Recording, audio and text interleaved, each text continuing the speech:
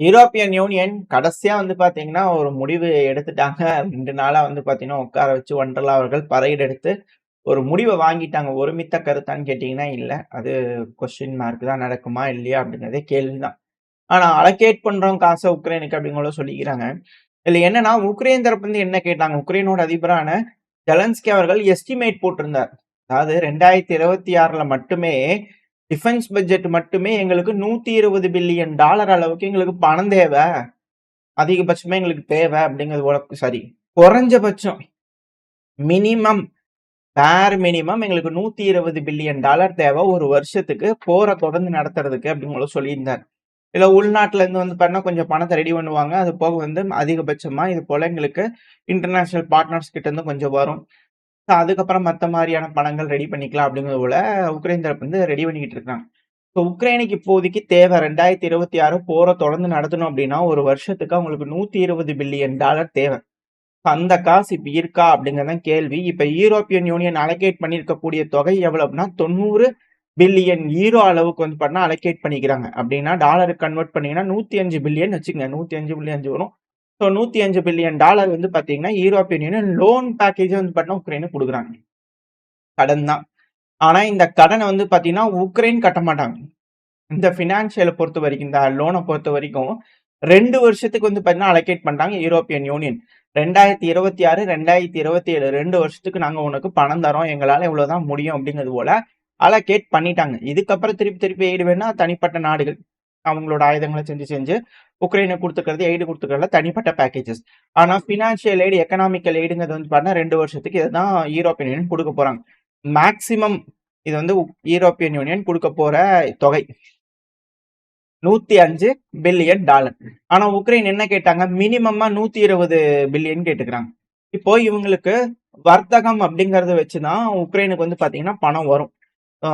Board எல்லாம் மிக முக்கியமான ஒரு பொசிஷன்ஸ். இப்படி இருக்கும்போது அந்த போர்ட்ல பாத்தீங்கன்னா கை வச்சிருக்காங்க. ரஷ்யா மேல இருக்கக்கூடிய ஆயில் டேங்கர்ஸ் வர்த்தகம் எல்லாத்தையும் கை வச்சிருக்கிறாங்க உக்ரைன். இந்த ஒரு ரீசன் தான் இது போல எஸ்கலேஷனுக்கு காரணமா அப்படின்ற கேள்வி இருக்கு. இதை பத்தி ரஷ்ய அதிபர் விளாடிமிர் புட்டின் அவர்கள் நேற்றுக்கு பெரிய ஒரு இன்டர்வியூ பாத்தீங்கன்னா கொடுத்திருந்தாரு. இப்ப நம்ம அதை அடுத்தடுத்த பயில பார்க்கலாம். ஏன்னா அதிகப்படியான விஷயங்கள் அவர் ஷேர் பண்ணியிருந்தாரு. அதுவும் எந்த தலைவர் அவர் சொன்னாருன்னு தெரியல. பிக்ஸ் அப்படிங்கிறது போல பண்ணா ரஷ்ய அதிபர் விளாடிமிர் புட்டின் அவர்களே பாத்தீங்கன்னா சொல்லிக்கிறாரு. குரூப் ஆஃப் பீப்புளை பாத்தீங்கன்னா சொல்லிக்கிறாரு. எந்த குரூப் ஆஃப் பீப்புள் அப்படிங்கிறது தெரியல. அவரே ஐடென்டிஃபை பண்ணி சொல்லல. நம்ம எப்படி சொல்ல முடியும் இல்லையா? உங்களுக்கு தெரிஞ்சிச்சு அவர் யாரும் சொல்றாருன்னு தெரிஞ்சா கமெண்ட் செக்ஷன் சொல்லுங்க. அது போல பல விஷயங்கள் அவர் சொல்லியிருந்தாரு. அது அடுத்த பயில தெளிவா பார்க்கலாம். ஆனா யூரோப்பியன் யூனியன் இப்போதைக்கு பணம் கொடுக்கலாம் அப்படிங்கிற முடிவு எடுத்துக்கிறாங்க. இந்த பணம் பாத்தீங்கன்னா லோன் இன்ட்ரெஸ்ட் ஃப்ரீ. இன்ட்ரெஸ்ட்லாம் உக்ரைன் தரமாட்டாங்க இந்த லோனுக்கு. உக்ரைனுக்கு பாத்தீங்கன்னா ரஷ்யா ரெப்பரேஷன் கொடுக்கறதுக்கு ஒத்துக்கிட்டாங்க அப்படின்னா அந்த பணத்தை வாங்கி யூரோப்பியன் யூனியன் கொடுப்பாங்களே தவிர உக்ரைன் இந்த பணத்துக்கு பாத்தீங்கன்னா தரமாட்டாங்க. இதுக்கு ஹங்கேரியோட பிரைம் மினிஸ்டரான விக்டர் ஆர்பன் அவர்கள் தரப்பு என்ன சொல்லிக்கிறாருன்னா, இது எக்ஸ்ட்ரீம்லி பேட் டிசிஷனுங்க. ரொம்ப ரொம்ப மோசமான ஒரு முடிவு எடுத்துக்கிறீங்க. இது வேஸ்ட் மணி. தேவையில்லாம வீணா போகக்கூடிய ஒரு பணம் இது. அது மட்டும் இல்லாம எங்களோட நாடு, எங்களோட சிட்டிசன்ஸ் இதுக்கு பணம் கொடுக்கறதுக்கு நாங்க விருப்பப்படல. நாங்கெல்லாம் இதை வச்சுட்டு எதுவும் பண்றதுக்கு இல்லை அப்படிங்கிறது போல ஹங்கேரி தரப்புன்னு சொல்லிக்கிறாங்க. அவங்க ஸ்ட்ராங்கா அப்ஜெக்ட் பண்ணிக்கிறாங்க. அது மட்டும் இல்லாம இவரு கூட செக்கு, ஸ்லோவாக்கியா, சோ இவங்க எல்லாரும் சேர்ந்து இந்த டிசிஷனுக்கு எதிரா பாத்தீங்கன்னா அவங்க தரப்புல இருந்து முடிவுகள் இருந்திருக்கு. ஏன்னா இது யூரோப்பியன் யூனியனையே போருக்கு க்ளோஸா கொண்டு போயிடும் அப்படிங்கிற அவர் சொல்றாரு. அடுத்த ராபர்ட் ஃபிகோ அவர்கள் தரப்புல இருந்து பாத்தீங்கன்னா கதறி இருக்கிறார். ஏங்க உக்ரைன் பாத்தீங்கன்னா இது என்னங்க, இது கொண்டு போய் கொடுத்தீங்கன்னா ஏதாவது சேஞ்ச் ஆகுமா? கிரவுண்ட் ரியாலிட்டியில ஏதாவது மாறுமா? European union bunch of European union states பாத்தீங்கன்னா தொடர்ந்து ஆயுதங்கள் இருக்குன்றதுக்காக கொண்டு அடுத்த 2 வருஷத்துக்கு கொண்டு போய் உக்ரைனுக்கு கொடுத்துக்கிட்டே இருந்தீங்கன்னா, தொடர்ந்து 2 வருஷத்துக்கு சண்டை பிடிச்சிருந்தாங்கன்னா அவங்க என்ன டொனஸ்க்கு பதியா விட்டுட்டு ரஷ்யா போறாங்களா? இல்ல அதைத்தான் அவங்க மீட்டெடுக்க போறாங்களா? இது தொடர்ந்து சுச்சுவேஷனை மோசமாக்கத்தான் செய்யும். ஆல்ரெடி லுகான்ஸ்க்கு ஃபுல்லா பாத்தீங்கன்னா ரஷ்யாவோட கட்டுப்பாட்டுக்குள்ள இருக்கு. இதுல என்ன அவங்க யோசிக்கிறாங்கன்றது தெரியல. சுத்த வேஸ்ட் அப்படிங்கிற ஸ்லோவாக்கியா தரப்புன்னு சொல்லிக்கிறாங்க. அதாவது இது இங்க பரவலா கேட்டிருக்கக்கூடிய முடிவுகள். அதாவது இப்போ இந்த டிசிஷனை பொறுத்த வரைக்கும் ஒண்டர்லியான் அவர்கள் ஒண்டர்ஃபுல்லா பேசினாங்க. இல்ல பிளான் ஏ, பிளான் பி இதை பத்தி தான் பேசியிருந்துக்கிறாங்க. இதுல இருக்கக்கூடிய சில முக்கியமான விஷயங்கள், நுணுக்கமான விஷயங்கள் அப்படின்னா அனலிஸ்ட் தரப்பு பேசிட்டு இருக்கக்கூடிய விஷயங்கள். ஏன்னா இது போல நியூஸ் வந்தோடனே எல்லாரும் இது போல நியூஸஸ் நம்ம பார்த்து நம்ம சொல்லிடலாம். ஆனா இதுல இருக்கக்கூடிய சில நுணுக்கமான விஷயங்கள் அப்படிங்கிறதுக்கு இந்த பிளான்ங்கிறது ரஷ்யாவோட அசெட். அந்த அசெட்ல கை வைக்கிறதுக்கு யூரோப்பியன் யூனியனால முடிவுகள் எடுக்க முடிஞ்சுதான்னு கேட்டீங்கன்னா இல்ல. இது ஒரு வீக்னஸ். ரஷ்யாக்கு எகெயின்ஸ்டா இருக்கக்கூடிய ஒரு வீக்னஸ் யூரோப்பியன் யூனியனுக்குள்ள. அது மட்டும் இல்லாம ஒற்றுமை இல்ல அப்படிங்கிறது தெளிவா தெரியுது. இது 2மே வந்து பாத்தீங்கன்னா யூரோப்பியன் யூனியனோட ஃபெயிலியர காட்டுது அப்படிங்கிற பல அனலிஸ்ட்களோட கருத்துக்கள் இருக்கு. ஏன்னா இதுல கை வைக்கிறாங்க அப்படின்னா யூரோப்பியன் யூனியனோட காசை நாளைக்கு எந்த நாடுமே வந்து பாத்தீங்கன்னா யூஸ் பண்ணாது. ஏன்னா நம்மளுக்கு யூரோப்பியன் யூனியனோட கான்ஃபிளிக்ஸ் இருக்கு. ஏன்னா பிரிட்டனா இருக்கட்டும், மத்த நாடுகளா இருக்கட்டும், பாகிஸ்தானுக்கு வந்து பாத்தீங்கன்னா உதவுறாங்க. பாகிஸ்தானுக்கு அவங்க சப்போர்ட் பண்றாங்க. இப்ப நம்மளுக்கும் பாகிஸ்தானுக்கு சண்டை வருதுன்னா நாளைக்கு நம்மளோட அசெட்ட வந்து க்ளோஸ் பண்ணி வச்சிருவாங்க. அந்த எடுத்துக்குவாங்க அப்படிங்கிறதுல எந்த ஒரு மாற்றமும் இல்ல. ரஷ்யாக்கே இது நடக்குன்னா நாளைக்கு நம்மளுக்கும் நடக்கும் அப்படிங்கிற மாற்று கருத்துல. இதே போல சீனாக்கும் நடக்கும் அப்படிங்கிற மாற்று கருத்துல. இது போல ஜாம்பவானா இருக்கக்கூடிய நாடுகள், கரண்டா இருக்கக்கூடிய நாடுகள்லாம் யாருமே யூரோப்பியன் யூனியன் காசை யூஸ் பண்ண மாட்டாங்க. ஸோ அவங்க நாடுகளுக்கு மிக பெரும் அளவுல பின்னடைவுகளை ஏற்பட்டுன்றதுனால ஈரோ கிளியர் வந்து பண்ணி இதுக்கு ஒத்துக்கல.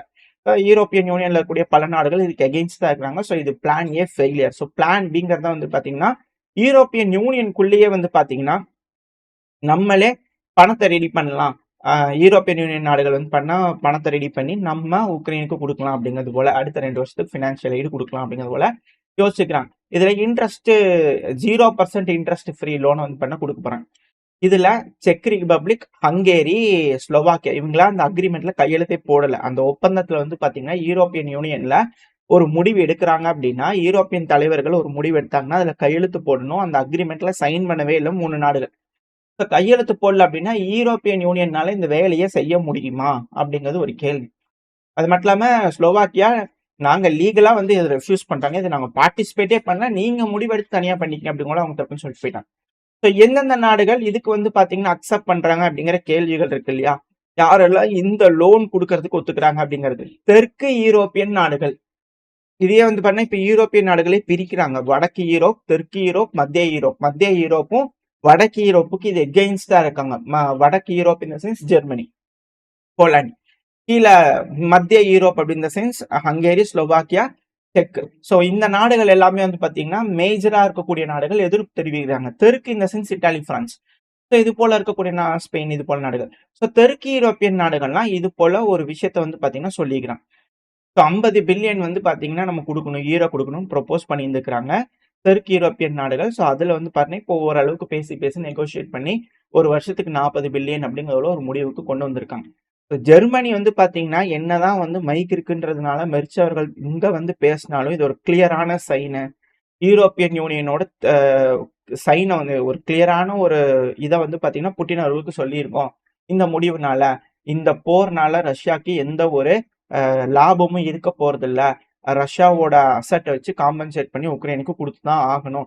ஸோ இது போல வந்து பாத்தீங்கன்னா எந்த ஒரு பெனிஃபிட்டுமே இல்லை அப்படின்னா ரஷ்யா போரை செய்யறதுக்கு விரும்ப மாட்டாங்க அப்படிங்கிறது போல ஜெர்மனியோட மெர்ச் அவர்கள் வந்து மைக் முன்னாடி பேசிக்கிறாரு. ஆனா அங்க இருக்கும்போது பேசும்போது ஜெர்மனி இந்த லோன் கொடுக்கலாம், நம்ம பணத்தை ரெடி பண்ணி லோன் கொடுக்கலாம்னு சொல்லும் போது எகெயின்ஸ்டா இருந்திருக்காங்க அப்படிங்கிறது போல சில அனலிஸ்டோட கருத்துக்கள் இருக்கு. ஆனா இப்ப வந்து ஓகே அப்படிங்கிற போல சொல்றாங்க கொடுக்கலான்னு. ஆனா கொடுப்பாங்களா அப்படின்ற கேள்வி இருக்கு. சரி, இது போல விஷயங்கள் இங்க நடக்குதே, அவசரமா 2 நாள் ஆனாலும் சரி 4 நாள் ஆனாலும் சரி முடிவெடுக்காம போக கூடாதுன்னு உட்கார வச்சு ஒன்றரையானவர்கள் இது போல ஒரு டிசிஷன் எடுத்துக்கிறாங்களா? இதுக்கான காரணங்கள் என்னன்னா பேச்சுவார்த்தை. பேச்சுவார்த்தைங்கிறது வந்து பாத்தீங்கன்னா நேத்திக்கு கூட IL-96 ரக விமானம் வந்து பண்ணா ரஷ்யாவோடது அமெரிக்கால வந்திருக்கு. மேபி ரஷ்யன் டெலிகேஷன் வந்திருக்கலாம், பேக்ரவுண்ட் டாக்ஸ் போயிட்டு இருக்கலாம் அப்படிங்கிறது போல சில பேச்சுக்கள் இருந்துட்டு இருந்து. ஆனா மியாமில வந்து பாத்தீங்கன்னா நெகோசியேஷன்ஸ் வந்து பாத்தீங்கன்னா உக்ரைனோட சீஃப் நெகோசியேட்டர், யூரோப்பியனோட செக்யூரிட்டி அட்வைசர்ஸ்லாம், யூரோப்பியன் யூனியனோட செக்யூரிட்டி அட்வைசர்ஸ் இவங்க எல்லாருமே வந்து பாத்தீங்கன்னா டொனால்டு ட்ரம்ப் அவர்களோட ஸ்பெஷல் என்வாய் ஸ்டீவ் விட்டாஃப் அவர்கள் இருக்காரு, குஷ்னர் அவர்கள். இவங்க கூட வந்து பாத்தீங்கன்னா பேச போறாங்க. உக்ரைன் சார்பர் ருஸ்டம் உமர் அவர்கள், விட்டாஃப் அவர்கள், யூரோப்பியன் யூனியன் சார்பர் ரெப்ரஸன்டேட்டிவ்ஸ்லாம் மியாமில பேச போறாங்க. இந்த டைம்ல வந்து பாத்தீங்கன்னா நாங்க போருக்கு ரெடி, எங்களுக்கு பணங்கள் ரெடி ஆயிடுச்சு, எங்களுக்கு இவ்வளவு தூரம் வருமானம் வரும், இப்ப யூரோப்பியன் யூனியன் இவ்வளவு பணம் தரேன்னு இருக்காங்க, நாங்க ரெடி, எங்களோட டேபிள்ல இந்த அளவுக்கு வெயிட் இருக்குது, பார்த்து கணக்கு போட்டுக்குங்க அப்படிங்கிறதோட வந்து பாத்தீங்கன்னா பேசி கன்ஃபர்மேஷன் பண்றதுக்காக விட்டாஃப் அவர்கள் கிட்ட இது போல செய்யறதுக்காக இது போல ஒரு முடிவுகள் எடுத்திருக்கிறாங்களா அப்படின்ற கேள்விகள் இருக்கு. மியாமில ஒரு சைடு பேச்சுக்கள் அப்படிங்கிறது போயிட்டு இருக்கு. அந்த ஒரு காரணத்தினால இப்படி நடக்குது அப்படின்ற கேள்வி இருக்கு. இப்படி இருக்க சமயத்துல ரஷ்யாக்கு எகெயின்ஸ்டா ப்ரெஷர் கொடுக்கணும். ரஷ்யாக்கு எகெயின்ஸ்டா pressure in the sense Mediterranean சீல வந்து பாத்தீங்கன்னா ஒரு ஆயில் டேங்கர் மேல தாக்குதல் பண்ணிக்கிறாங்க. இதுக்கு அவங்க சொல்லக்கூடிய காரணங்கிறது சுத்த முட்டாள்தனம். ஏன்னா ஒரு ஜெனரல் இருந்தாரு, அது போல இவங்க இருந்தாங்க, மிக முக்கியமான ஒரு நபர். அவர் ஏன் ஆயில் டேங்கர்ல போய் உட்காந்துருக்கு போறாரு? மெடிட்ரேனியன் சீல ஏதோ ஒரு இடத்துல வங்கு பறிச்சு உட்காந்து எல்லாம் இருந்திருக்கணும், இல்ல ஒரு நேவி கப்பல்ல இருக்கிறாருன்னா ஒத்துக்கலாம். சிவிலியன் கப்பல் மேல வந்து பார்த்தீங்கன்னா இருக்கிறாரு. அதனால நாங்க அடிச்சோம்னு சொல்லக்கூடிய காரணங்கள்ங்கிறது யாராலயும் ஏற்புடையதா இல்ல. ஏன்னா நாளைக்கு வந்து கேப்பிட்டல் மேல அணுகுண்ட போட்டுட்டு, அந்த இடத்துல வந்து பார்த்தீங்கன்னா அணுகுண்டு இருந்தது. அதனால போட்டோம் அப்படிங்கிறது போல சொல்லக்கூடிய ஒரு காரணமா இருக்கும். மத்தபடி அது அங்க அணுகுண்டு இருந்ததா இல்லையான்றது யாராலயும் கண்டுபிடிக்க முடியாது. அது மட்டும் இல்லாம இரு இரு இல்லாம இருக்கிறதுக்கு தான் வாய்ப்புகள் அதிகம். ஸோ இது போல என்னதான் இருந்தாலும் மக்கள் வாழும் பகுதியில அணுகுண்டு போடுறதுங்கிறது தப்பு தானே. ஸோ இது போல விஷயங்கள் வந்து பார்த்தீங்கன்னா, பேசுற மாரி தான் இந்த ஆயில் டேங்கர் மேல அடிக்கிறது இருக்கு அப்படின்னு கூட சொல்லிக்கிறாங்க. ஸோ மெடிட்டரேனியன் சீல ஆயில் டேங்கர் மேல தாக்குதல் பண்ணிக்கிறாங்க. எஸ்கலேஷன். ஸோ இது எல்லாம் கிளியரா எதுக்கு அப்படின்னா, உக்ரைனுக்கு 40 பில்லியன் தான் இருக்கு. அவங்களுக்கு 100 பில்லியன் கிட்ட வந்து பண்ணா பணம் வேணும். டாலர் அளவுக்கு பணம் வேணும். அடுத்த வருஷம் ரன் பண்றது. அப்படின்னா கிளியரா அவங்களோட செக்யூரிட்டி வர்த்தகம் அப்படிங்கிறது வந்து பார்த்தீங்கன்னா, செக்யூர்டா இருக்கணும். அதுல எந்த ஒரு பிரச்சனையும் இருக்கக்கூடாது. ஸோ இந்த ஒரு காரணத்துக்காக ரஷ்யாவ வழி கொண்டு வரதுக்காக ஒரு ஒப்பந்தம் போட வைக்கிறதுக்காக மேபி இது நடக்குதா? இன்கேஸ் பேச்சுவார்த்தை ஃபெயிலியர் ஆகுது அப்படிங்கும்போது, அழுத்தங்கள் ரஷ்யாக்கு இதுல இருக்கலாமா? இந்த எண்ணெய் கிணறுகள் இந்த மாரி சீஸ்ஃபயர் மாரி போட்டுக்கலாம். இதுக்கப்புறம் எதுவும் பண்ண வேணாம் அப்படிங்கிறதுல உக்ரைன் மேக்ஸிமம் டேமேஜ் இன்ஃப்ளிக்ட் பண்ணி முடிச்சதுக்கு அப்புறமா இப்ப சீஸ்ஃபயர் கொண்டு வரதுக்காக இது போல கேட்கறாங்களா? அப்படின்ற கேள்விகள் இருக்கு. ஏன்னா வர்த்தகம்ங்கிறது வந்து பண்ணா போர்ட்ல இருந்து தான் வர்த்தகம் வரும் உக்ரைனுக்கு. போர்ட்ல வந்து பார்த்தீங்கன்னா, எந்த ஒரு வர்த்தகமும் நடக்கல அப்படின்னா, எல்லாம் அடிக்கிறாங்க. கப்பல்கள் உள்ளயும் வெளியும் வரல அப்படின்னா, எப்படி வந்து உக்ரைனால ரெவென்யூ ஜெனரேட் பண்ண முடியும்? அவங்க கிட்ட இருக்கக்கூடிய பொருட்கள. அவங்க கிட்ட இருக்கக்கூடிய பொருட்கள யூரோப் வழியா கொண்டு போறாங்கன்னா, அதிகமாயிரும் பொருட்களோட விலை. இப்ப கப்பல் வழியா தான் கொண்டு போக முடியும். அதிகப்படியான பொருட்கள். இதுக்கெல்லாம் அக்செப்ட் பண்ணிக்குவாங்களா? ஹங்கேரி, போலாந்து இவங்க அக்செப்ட் பண்ணி கண்டிப்பா அக்செப்ட் பண்ணிக்குவாங்க. உக்ரைனோட அண்டை நாடுகள் எதிரா இருக்காங்க. இது போல காரணங்கள்னால ரொம்ப மோசமான விளைவுகள் இப்போ உக்ரைன் தரப்பு சந்திச்சுட்டு இருக்காங்க. ஏன்னா நேத்திக்கு ஒரே நாள்ல 10 ஸ்ட்ரைக்குக்கு மேல ரஷ்ய தரப்பு வந்து ஒடசா பகுதியில ஹெவியான அட்டாக் பண்ணிக்கிறாங்க. அது போக கம்பைன்டு ஸ்ட்ரைக் மிசைல் அட்டாக் தனியா நடந்திருக்கு. ஸோ ஹெவியான அட்டாக் ஒடசா பகுதியில் நடந்திருக்கு. இதுல இஸ்காந்தர் தாக்குதல் வந்து பாத்தீங்கன்னா போர்ட் இன்ஃப்ராஸ்ட்ரக்சர் பகுதியில் இருக்கக்கூடிய ஹைவேஸ் இந்த பகுதியில் நடந்திருக்கு அப்படின்னு சொன்னாங்க. இதுக்கான வீடியோ பதிவுகள்லாம் வருது. இதுக்கு பின்னாடி பல வகையான ரீசன்ஸ் இருக்கு. இது நம்ம அடுத்தடுத்த பயில பார்க்கலாம். ஏன்னா இதுவே ஒரு வீடியோ வந்து போடணும். இந்த ஒடசா பகுதியில் அட்டாக் வந்து பேசுறதே வந்து பார்த்தீங்கன்னா, அவ்வளோ பெரிய ஒரு டாபிக் இது. ஏன்னா ரொம்ப மோசமான விஷயங்கள் நடந்திருக்கு இந்த ஒடிசா பகுதியில. ஏன்னா 7 நபர்கள் கிட்ட வந்து பார்த்தீங்கன்னா இறந்திருக்கிறாங்க. 13 நபர்கள், 15 நபர்கள் கிட்ட ஹாஸ்பிட்டலைஸ் ஆயிருக்காங்க. அப்படிங்கிற செய்திகள் வருது. ரயில்வே ஸ்டேஷன் ஒடசால வந்து பார்த்தீங்கன்னா, கம்ப்ளீட்டா டெஸ்ட்ராய் பண்ணிக்கிறாங்க ரஷ்யா. லாஜிஸ்டிக்ஸ கம்ப்ளீட்டா முடக்கியிருக்காங்க ஒடசா பகுதியில ரஷ்யா நேத்திக்கு நைட் ட்ரோன் ஸ்ட்ரைக்ல. பவர்ஃபுல் எக்ஸ்ப்ளோஷன்ஸ் வந்து பார்த்தீங்கன்னா, கிரிட்டிக்கல் இன்ஃப்ராஸ்ட்ரக்சர் பகுதியில் நடந்திருக்கு அப்படின்னு சொல்றாங்க. ஸோ ஒடசா பகுதியில் இருக்கக்கூடிய எல்லா இடங்களையும் வந்து பார்த்தீங்கன்னா தாக்குதல் பண்ணிக்கிறாங்க. எஸ்கலேஷனோட பீக்ல நிக்குது.